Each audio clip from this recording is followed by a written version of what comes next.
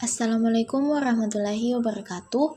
Perkenalkan, nama saya Salmiah dengan NIM A0324302. Saya dari kelas Agroekoteknologi A. Nah, kali ini saya akan membahas mengenai penyuluhan pertanian dan difusi. Langsung saja ke materi yang pertama, yaitu penyuluhan pertanian. Penyuluhan pertanian adalah proses pendidikan non-formal yang bertujuan untuk membantu petani dan masyarakat pertanian agar mampu meningkatkan pengetahuan, keterampilan, sikap, dan perilaku mereka dalam mengelola usaha tani secara lebih produktif dan berkelanjutan. Penyuluhan ini dilakukan oleh penyuluh pertanian kepada petani atau kelompok tani, dengan harapan terjadi perubahan positif dalam praktik pertanian, seperti penggunaan teknologi, pengelolaan usaha tani, dan pemasaran hasil pertanian. Tujuan dari penyuluhan pertanian yang pertama yaitu meningkatkan pengetahuan dan keterampilan petani. Yang kedua, mendorong petani untuk menerapkan teknologi pertanian yang inovatif. Yang ketiga, meningkatkan produktivitas dan pendapatan petani. Yang keempat, mewujudkan kemandirian dan keberlanjutan dalam sistem pertanian. Yang kelima yaitu membangun kesadaran lingkungan dan konservasi sumber daya alam. Fungsi penyuluhan pertanian yang pertama yaitu pendidikan, memberikan pemahaman dan pengetahuan baru kepada petani. Yang kedua yaitu informasi, menyampaikan teknologi baru, kebijakan pertanian, pasar, dan lain-lain kepada petani. Yang ketiga yaitu motivasi, membangun semangat dan sikap positif terhadap perubahan. Yang keempat yaitu fasilitas, membantu petani dalam mengakses sumber daya atau jaringan. Yang kelima yaitu advokasi, menjembatani kepentingan petani dengan pemerintah atau lembaga lain. Prinsip-prinsip penyuluhan yang pertama yaitu sukarela, tidak memaksa dan partisipatif. Yang kedua yaitu berorientasi pada kebutuhan petani. Yang ketiga yaitu belajar sambil praktik. Yang keempat yaitu komunikatif dan terbuka. Yang kelima yaitu berdasarkan ilmu dan pengalaman lokal. Metode penyuluhan pertanian. Beberapa metode yang sering digunakan yaitu yang pertama, ceramah, menyampaikan materi secara lisan. Yang kedua, diskusi kelompok, interaksi dua arah biasanya dalam kelompok tani. Yang ketiga, demonstrasi, menunjukkan cara kerja teknologi atau praktik pertanian. Yang keempat, kunjungan lapangan, mengajak petani melihat contoh nyata keberhasilan. Yang kelima yaitu media visual seperti poster, brosur, video, atau aplikasi digital. Tantangan dalam penyuluhan pertanian. Yang pertama yaitu terbatasnya jumlah penyuluhan dibanding jumlah petani. Yang kedua, keterbatasan dana dan fasilitas penyuluhan. Yang ketiga, kurangnya minat generasi muda terhadap sektor pertanian. Yang keempat, ketidaksesuaian teknologi dengan kondisi lokal. Yang kelima, kurangnya literasi digital dan teknologi di kalangan petani. Penyuluhan pertanian modern. Kini, penyuluhan juga melibatkan teknologi digital seperti aplikasi pertanian cerdas atau smart farming, juga pelatihan online dan video tutorial, dan ada pula pemanfaatan media sosial dan WhatsApp grup tani. Nah, itulah tadi pembahasan saya mengenai penyuluhan pertanian. Langsung saja kita masuk ke materi yang kedua yaitu difusi. Difusi adalah proses sosial yang dinamis di mana suatu inovasi seperti ide, metode, teknologi, atau informasi baru menyebar dari satu individu atau kelompok ke individu atau kelompok lain melalui saluran komunikasi tertentu dalam kurun waktu tertentu. Menurut ahli komunikasi dan sosiologi Everett M. Rogers, difusi merupakan proses penyebaran inovasi di antara anggota masyarakat yang berlangsung secara bertahap, melalui dari kelompok kecil hingga masyarakat luas. Difusi bukan hanya sekedar penyebaran suatu yang baru, tetapi juga mencakup bagaimana seseorang memutuskan untuk menerima atau menolaknya.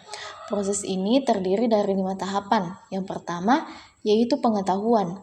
tahap ketika seseorang pertama kali mengetahui adanya inovasi. Yang kedua, persuasi, tahap ketika individu mulai membentuk sikap terhadap inovasi, bisa positif atau negatif.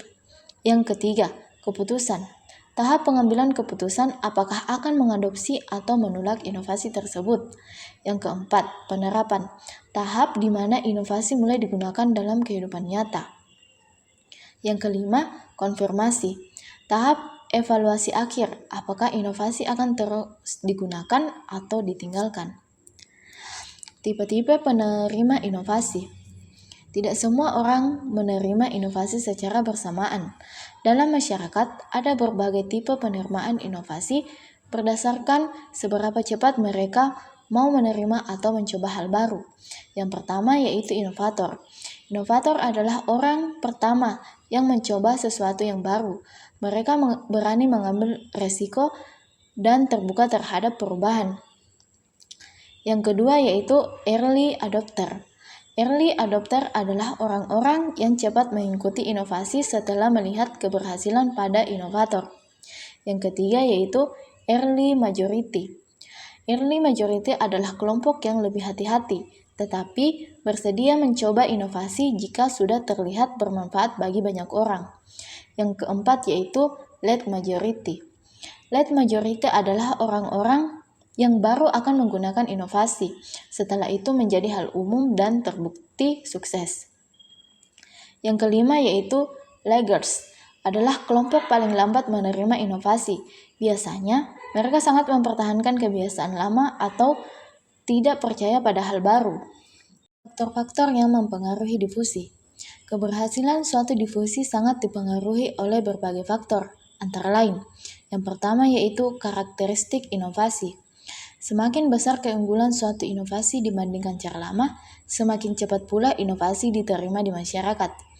Jika inovasi sesuai dengan kebutuhan, mudah dipahami, bisa dicoba terlebih dahulu, dan hasilnya terlihat, maka difusi akan lebih lancar. Yang kedua yaitu saluran komunikasi. Cara penyebaran inovasi sangat penting. Komunikasi dari mulut ke mulut, media massa, media sosial, atau penyuluhan lapangan sangat berpengaruh. Yang ketiga yaitu sistem sosial dan budaya. Nilai, norma, dan keterbukaan suatu masyarakat terhadap perubahan menentukan seberapa cepat inovasi diterima. Yang keempat yaitu kondisi ekonomi dan infrastruktur. Jika masyarakat tidak memiliki akses modal atau infrastruktur pendukung, seperti listrik, air, atau jalan, inovasi akan sulit untuk diadopsi. Difusi dalam konteks penyuluhan pertanian. Dalam dunia pertanian, difusi sangat penting karena membantu petani mendapatkan informasi terbaru tentang teknologi, metode tanam, pengendalian hama, dan lainnya.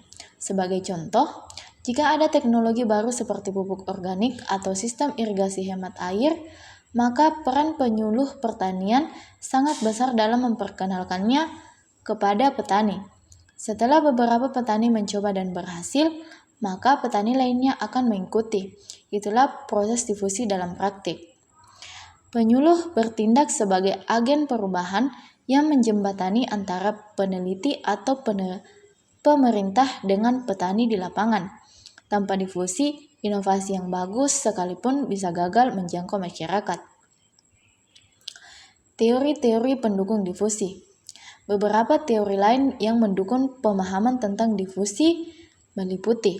Yang pertama yaitu jaringan sosial, yang menjelaskan bahwa semakin kuat hubungan antara individu dalam suatu komunitas, maka penyebaran inovasi akan semakin cepat. Yang kedua yaitu teori modernisasi, yang menganggap difusi sebagai bagian dari proses perubahan sosial ke arah yang lebih maju. Yang ketiga yaitu teori aliran dua langkah, yang menyebutkan bahwa masyarakat seringkali mendapatkan informasi bukan langsung dari media, tetapi melalui tokoh-tokoh berpengaruh di sekitarnya.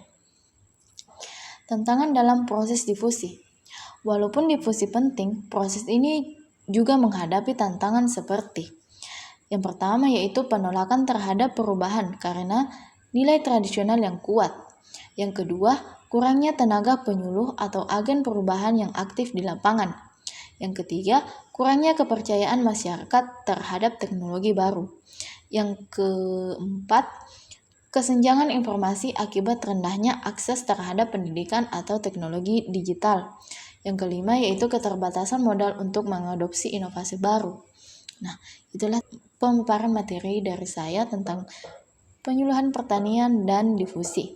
Saya akhiri dengan ucapan Assalamualaikum warahmatullahi wabarakatuh.